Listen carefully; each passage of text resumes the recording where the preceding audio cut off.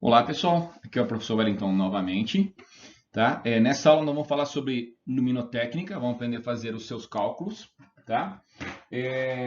Para quem não sabe, durante 2 anos eu acabei fazendo estágio na época da faculdade na Philips, bem na divisão de iluminação.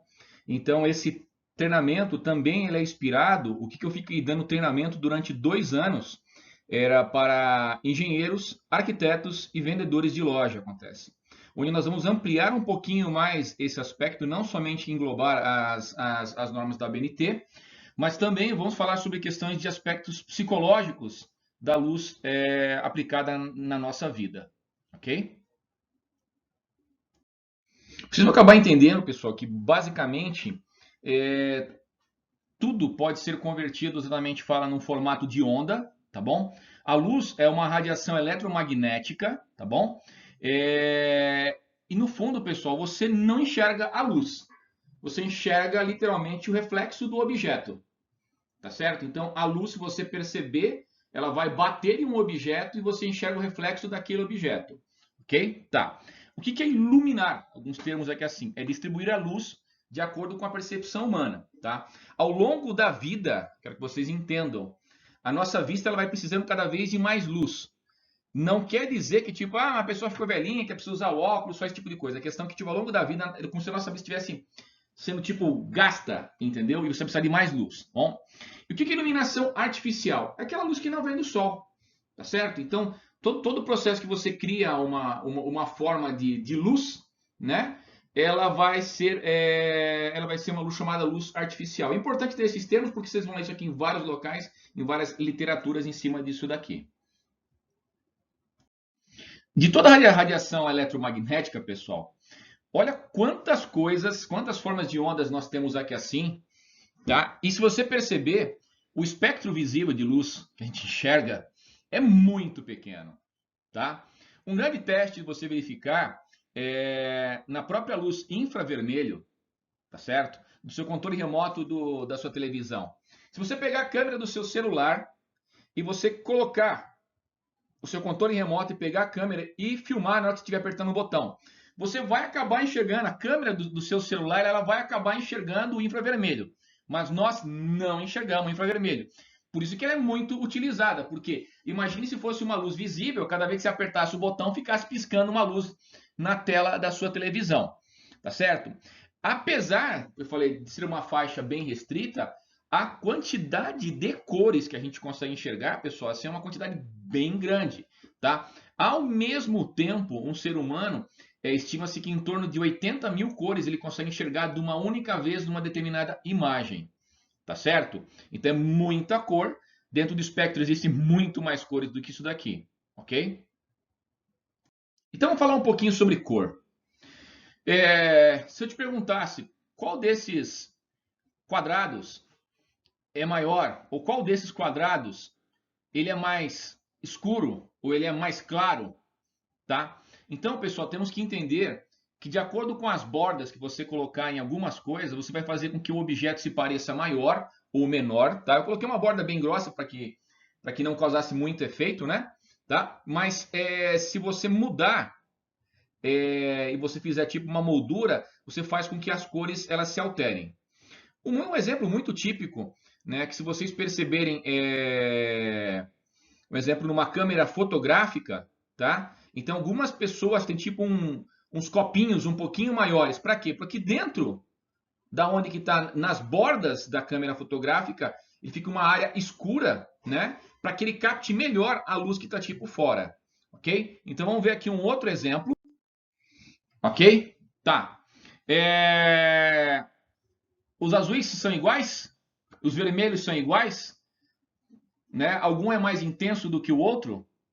Tá? Então, são algumas regras e literalmente tem várias percepções que se você tiver com relação às cores, vai parecer que um objeto ele tenha uma percepção que ele está para fora ou para dentro do objeto de acordo com o tipo de cor que você trabalha, ok?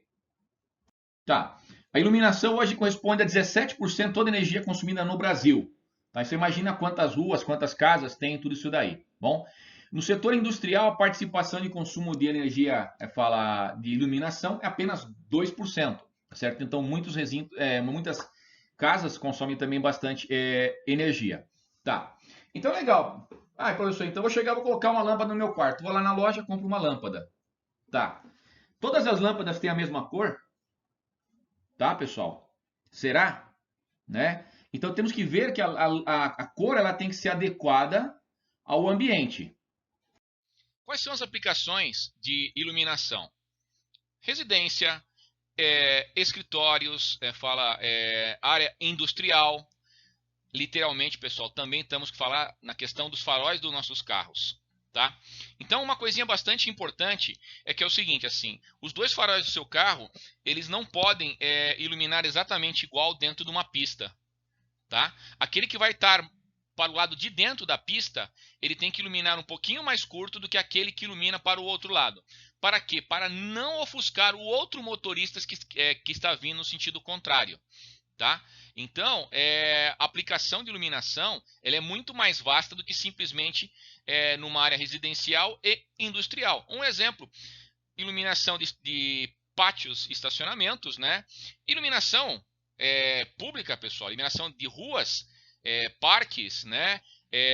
Vamos pensar tipo no próprio porto, né? Você tem que ter um bom tipo de iluminação, né? Porque as pessoas não se machuquem, né? Entendeu? No campo de futebol também. Então vamos falar um pouquinho da história, né? Todo mundo lembra somente do Thomas Edison, né? Tá? Mas antes do Thomas Edison, um tal de Humphrey Davy, né, em 1807, ele fez o que nós chamamos lâmpada de arco voltaico. Tá? Então, basicamente, imagine tipo dois eletrodos de carvão, tá? É de carvão porque no fundo ele vai acabar queimando também, né, pessoal? Porque no fundo tá lá. E você coloca eletricidade dos dois lados. Então ele vai fazer um arquinho voltaico no ar, tá? Então ele acabou trabalhando com alguns tipos de elementos químicos. Aí depois, logo aqui embaixo, nós temos uma foto, né, que é uma réplica da lâmpada de Thomas Edison, né? Tá?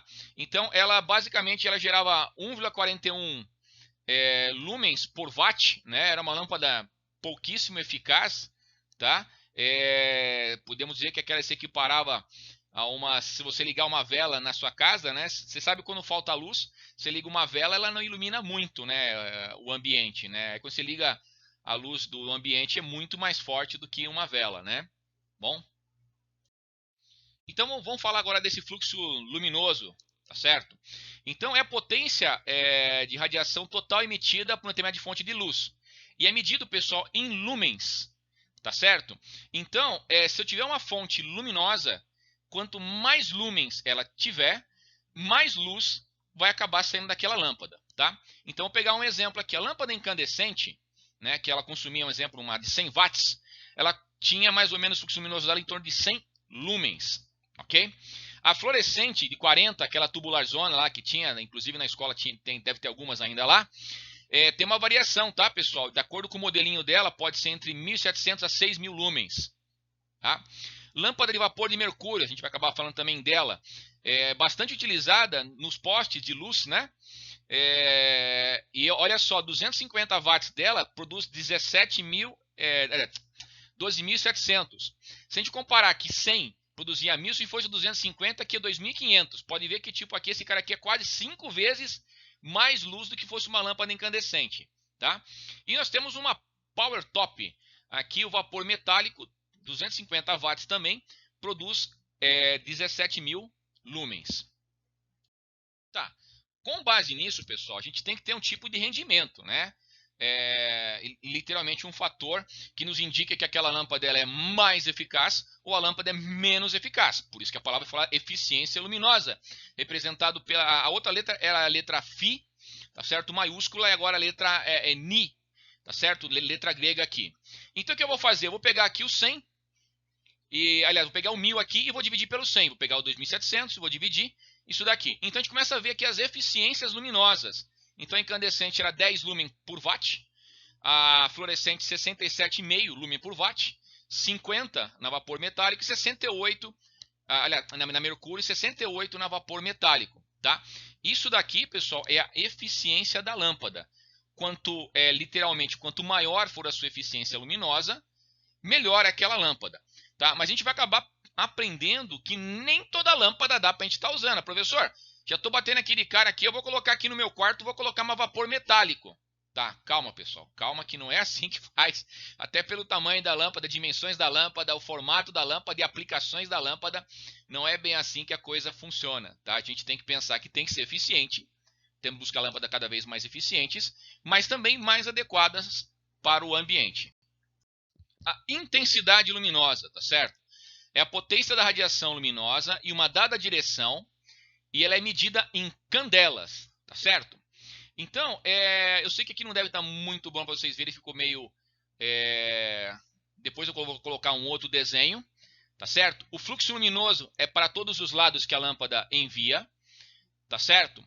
Aí depois nós temos a iluminância, que é direcionado num determinado foco, e depois nós temos a intensidade luminosa, tá bom? Que a gente vai acabar vendo que a intensidade luminosa é quanta luz é produzida numa dada direção, tá bom, pessoal? Medida em candelas.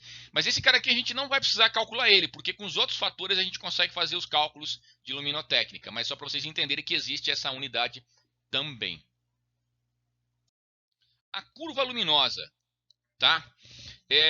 Aqui eu vou trazer um exemplo muito clássico, cara, pessoal, que é com base naquilo que eu experimentei, tá? Então, dentro lá do laboratório lá da Philips, a gente tinha tipo, imagina tipo um galpão totalmente escuro, pessoal. Breu, breu, breu, breu, tá? E aonde é o seguinte, é claro que eu podia ligar as luzes desse local para poder fazer a manutenção. Então imagine o seguinte, eu tinha umas alavanquinhas que eu podia mover os postes de posição. E aí ligava o poste.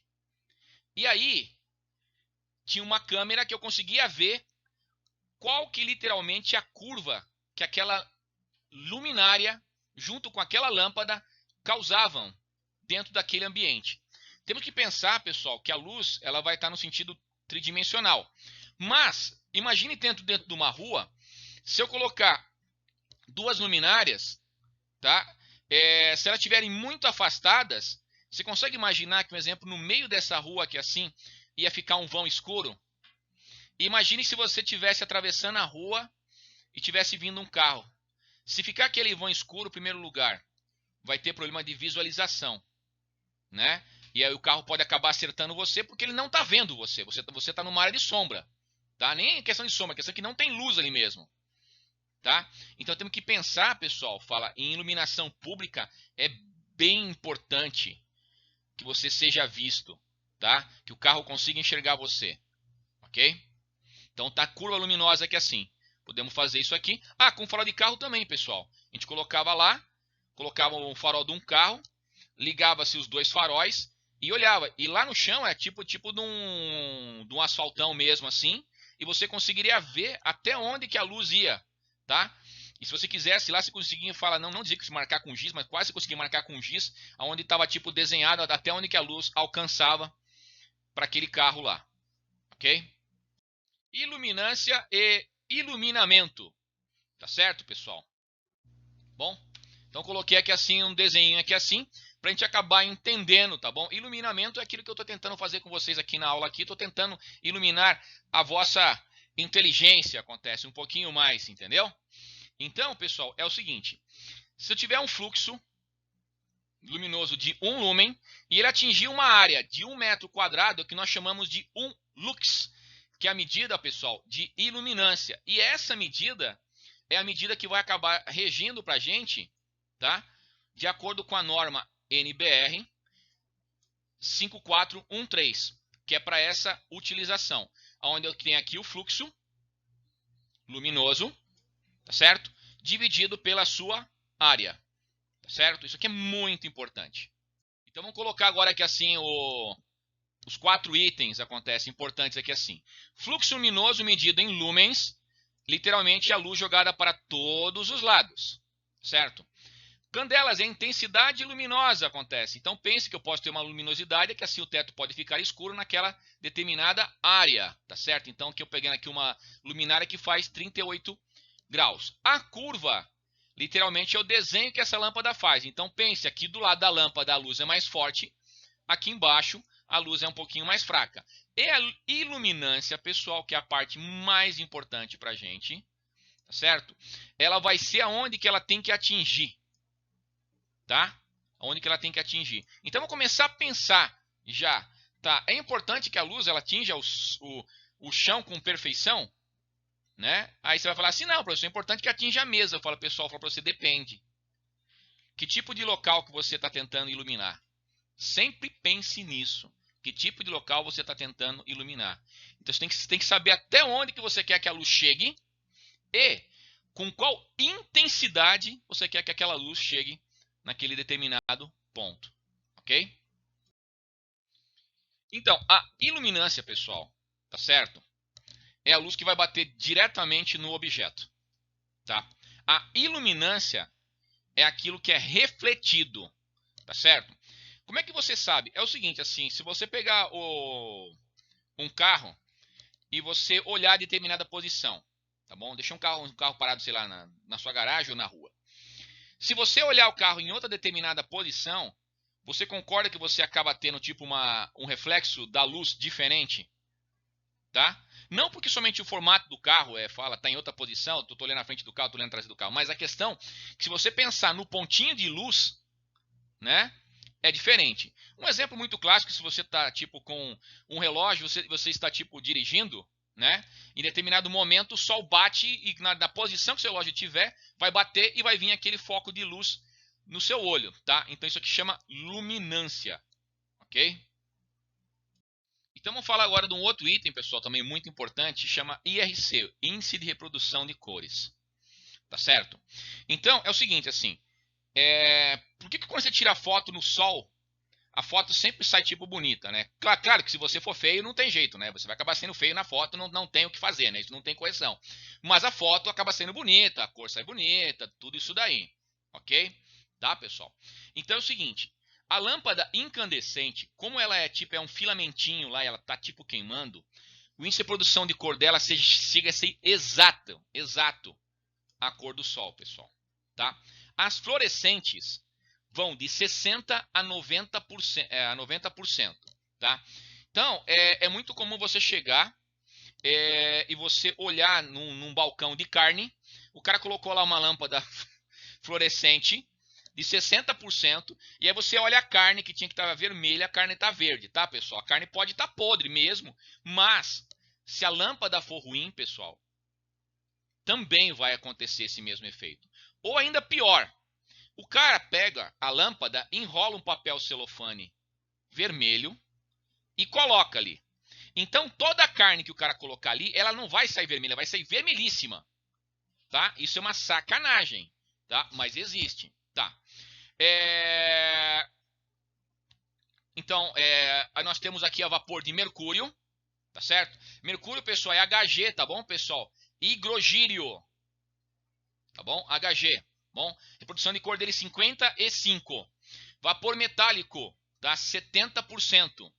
Vapor de sódio, 30%. E lâmpada de LED, tá? Se você comprar lâmpada de LED que seja 100%, pessoal, é carinho pra caramba, tá? Normalmente é que você compra aí, aqui a gente tá na faixa até de uns R$10. A reprodução de cor deles é em torno de 80, tá? O que eu digo pra vocês é que é o seguinte, que se você tiver a vitrine de uma loja e você está vendendo determinado produto, se não tiver um bom IRC, você deixa de vender o produto por conta da cor, tá bom? Então aqui eu coloquei um exemplo como se fosse uma frutaria, né? Tá certo? Então o índice de reprodução de cor 70, tá? Dentro lá da Philips, pessoal, eu tinha imagens exatamente iguais. Eu apagava as luzes para a pessoa perceber que as imagens são iguais. E depois eu ligava cada um com um tipo de índice de reprodução de cor, exatamente muito parecido com isso aqui, tá? 80%, olha aqui as cores das frutas, certo?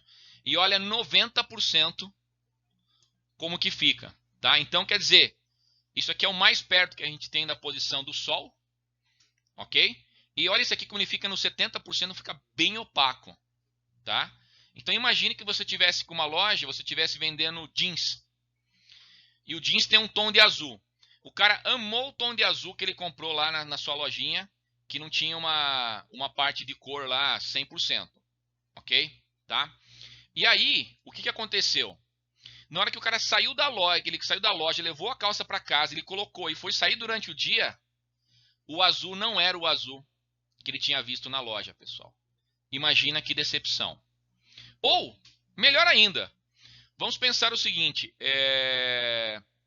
uma mulher entrou em determinada loja de cosméticos, foi lá e comprou, amou o tom do batom, era o tom que eu estava esperando na minha vida. Passou o batom, viu na loja, perfeito. Saiu, tá certo, da loja e já saiu com o batom, porque a pessoa gostou tanto, você quer até passar o batom na hora, né? Na hora que a pessoa pega o espelho do lado de fora da loja, a pessoa fala, nossa, mas não é esse batom, eu quis comprar, tipo, sei lá, vinho, e o batom é marrom. Imagina, pessoal, seria muito complicado esse tipo de coisa. Fora o IRC, pessoal, ainda existe uma coisa chamada temperatura de cor. A temperatura de cor, eu brinco que sempre ela é o inverso, né? Quanto a temperatura de cor for maior, tá certo? Que ela é dada, fala em graus Kelvin, né? Certo? Ela vai ser uma cor mais fria, tá? Então vou pegar aqui um exemplo aqui nesse slide aqui, ok? Aonde eu tenho aqui 6.500 Kelvin, tá bom? Que são as cores mais frias, tá? Ela tem a sua aplicação. Eu vou te dar um exemplo. Se você entra numa loja do tipo CIA, as lâmpadas são fluorescentes, ele coloca lâmpadas frias, certo? O objetivo da CIA, né, como tipo de loja, é que você entre, pegue os produtos, vá no caixa, pague e vá embora. Por quê? Ele tenta fazer um produto com um preço um pouquinho mais barato, tá certo?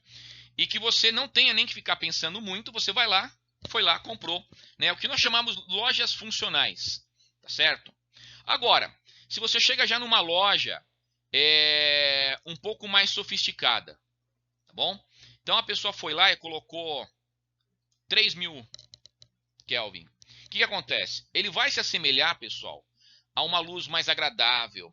É um produto um pouquinho mais caro, onde você vai olhar com mais calma, você vai tipo apreciar o produto, você vai ficar, será que eu levo? Será que eu não levo? É muito caro, né? Tudo isso daí. Então, esse é o tipo da loja que quer que você fique mais tempo lá dentro e você se decida por comprar. Tá entendendo que a luz, na temperatura de cor, ela pode trabalhar com a psicologia, pessoal? E ela pode literalmente acabar alterando a forma que você enxerga o produto, tá? De acordo com o tipo da venda. Então eu coloquei aqui assim nesse outro slide, né? Então para onde que eu tenho que colocar cada tipo de lâmpada, né? Aqui colocado fosse tipo as 24 horas do dia, o que é bom para a gente estar fazendo com cada tipo de tom de cor, né? Tá certo? Então se você tá tipo dormindo no seu quarto, 2.700 Kelvin, uma boa cor. Bom, vai se exercitar, vamos passar para uma cor um pouquinho mais fria, né? 4.000. Trabalhar, cozinhar, estudar, para você ser uma pessoa mais eficaz, tá certo? Coloque, é claro que se você quiser estudar com mais calma, com mais relaxamento, coloca uma cor um pouquinho mais quente. Vai jantar, não precisa ser aquela luz forte, né, pessoal, que fica ofuscando você.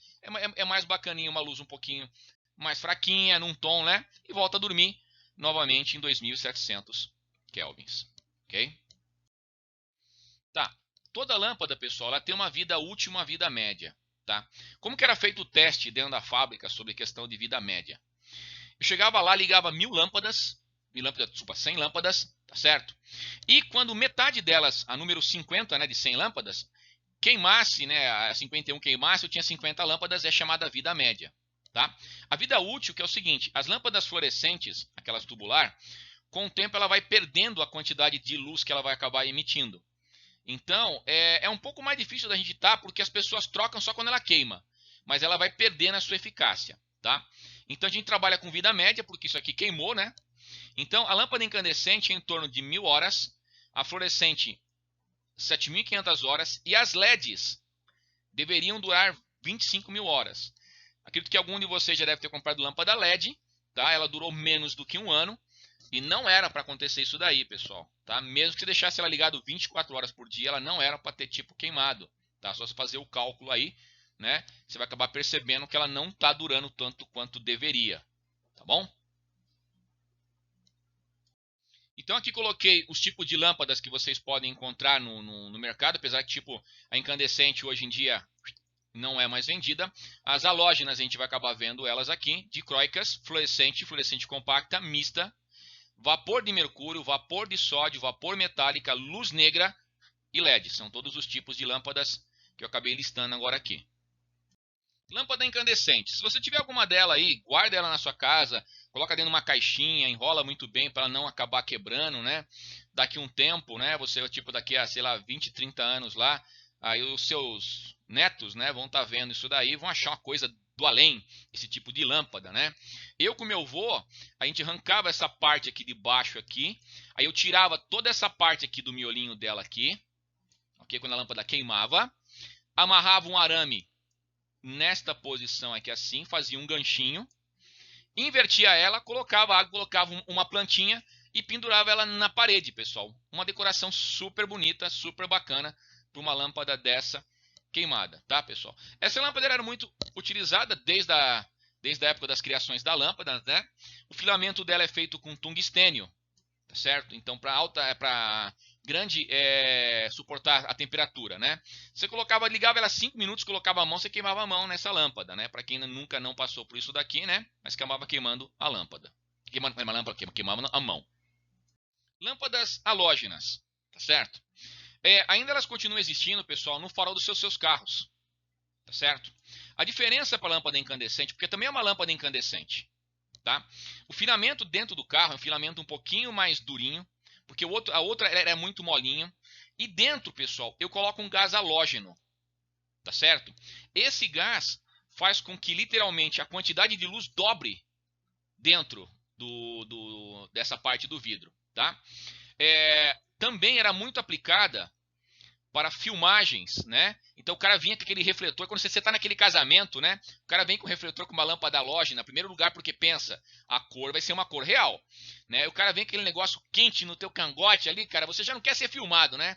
Você tá tipo comendo, tá de boca cheia, o cara quer te filmar e o cara quer aquela lâmpada quente, tá? Mas a grande vantagem, pessoal, a qualidade de cor disso aqui é muito boa, entendeu? Lembrando que isso aqui está no 100% de qualidade de cor, então essa aqui é uma lâmpada ainda muito boa para estar sendo utilizada. Por mais que esteja proibida, acontece questão de lâmpadas mais eficientes, mas pense, é uma filmagem, né? Se eu estou fazendo uma coisa, eu quero ter a melhor qualidade que eu tenha na filmagem. Lâmpada dicróica, ela é uma lâmpada halógena, pessoal, bem pequenininha, tá? Essas lampadinhas é que assim, elas são sempre numa potência basicamente única em 50 watts. Algumas precisam tipo de um reator. Algumas você pode ligar diretamente no 110 ou 220, elas são feitas desse formato aqui. A única coisa, algumas delas têm o vidrinho aqui na frente, outras não. Lâmpadas halógenas, lâmpada do carro, vai trocar a lâmpada do seu carro, presta muita atenção. Se você colocar a mão nela, colocar a mão, o contato da sua mão, a gordura da sua mão vai fazer com que a lâmpada queime antes. Então você só pode pegar essas lâmpadas, com uma flanelinha você tá com uma luva, tá? Porque a gordura da mão, ela vai ficar na lâmpada e quando a lâmpada esquentar, aquilo vai fritar o vidro e vai acabar queimando a lâmpada, tá? Então pense, pessoal, que a lâmpada dicróica é colocado em prateleiras, né?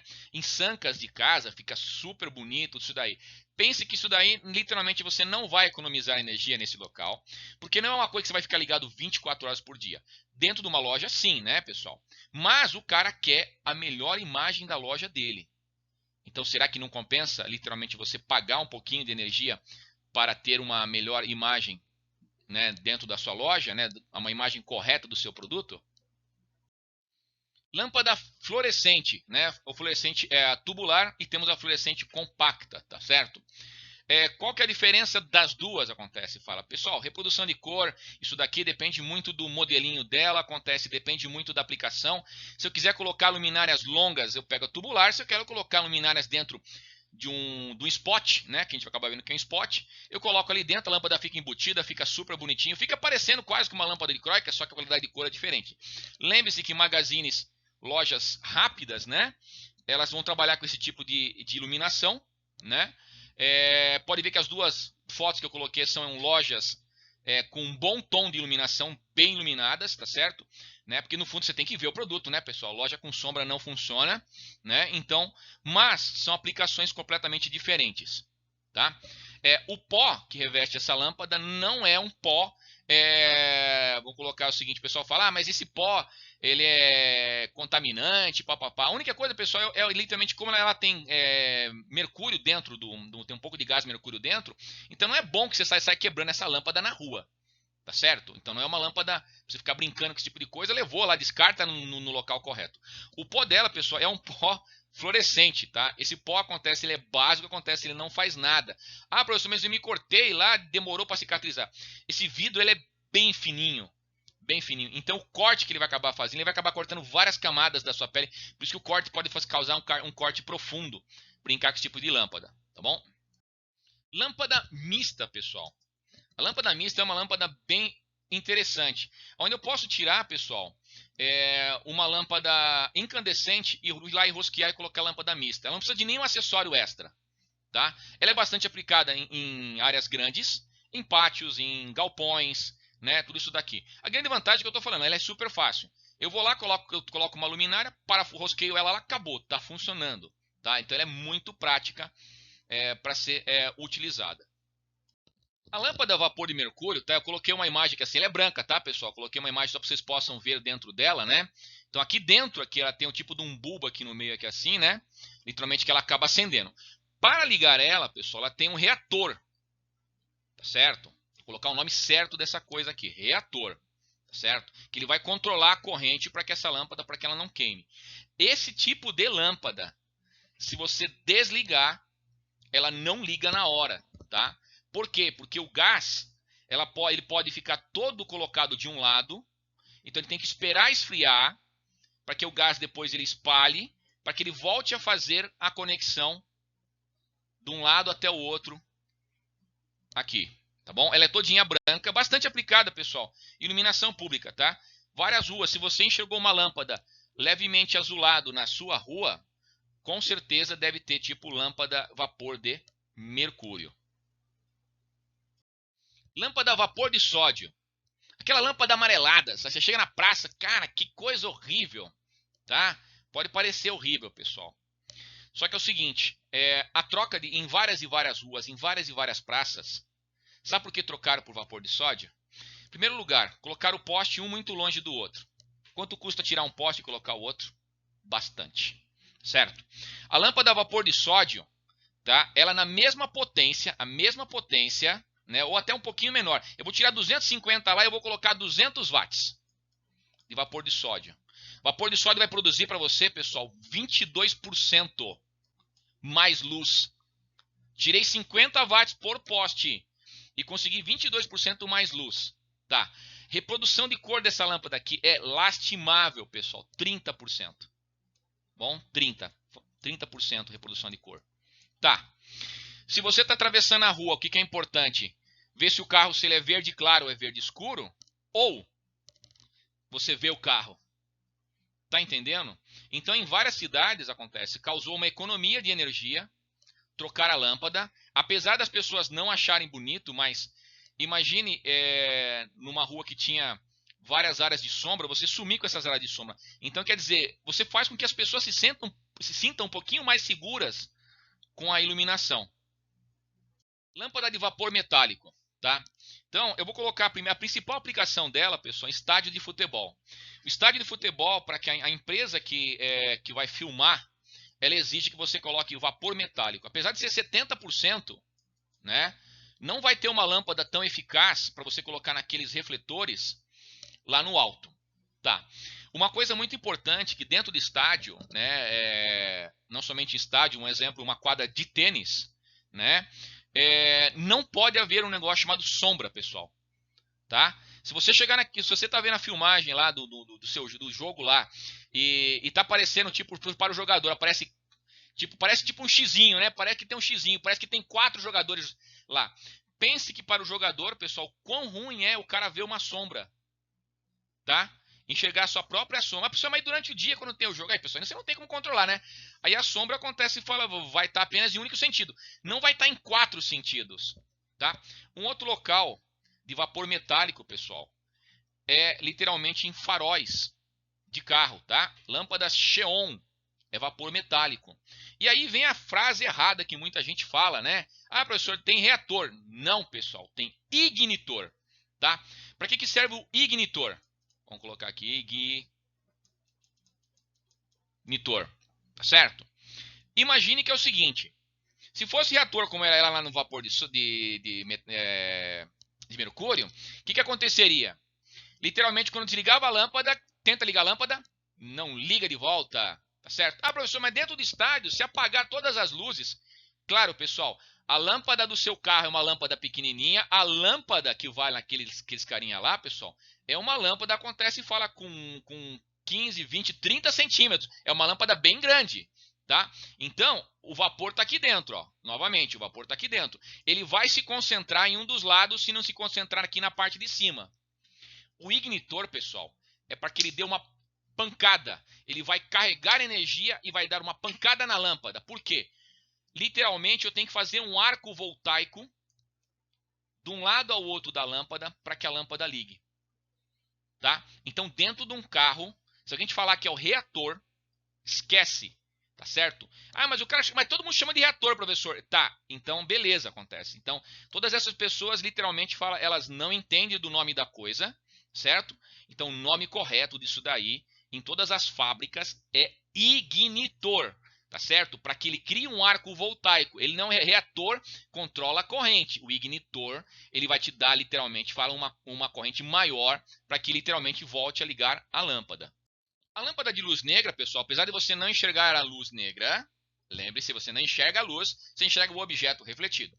Em objetos, literalmente com tons fluorescentes, tá certo? Então ele vai acabar criando efeito. Então ele é mais um efeito decorativo, não é aplicado, né? A única aplicação que eu vejo, né, para vocês entenderem, se vocês trabalharem em alguma loja de ar-condicionado, tá certo?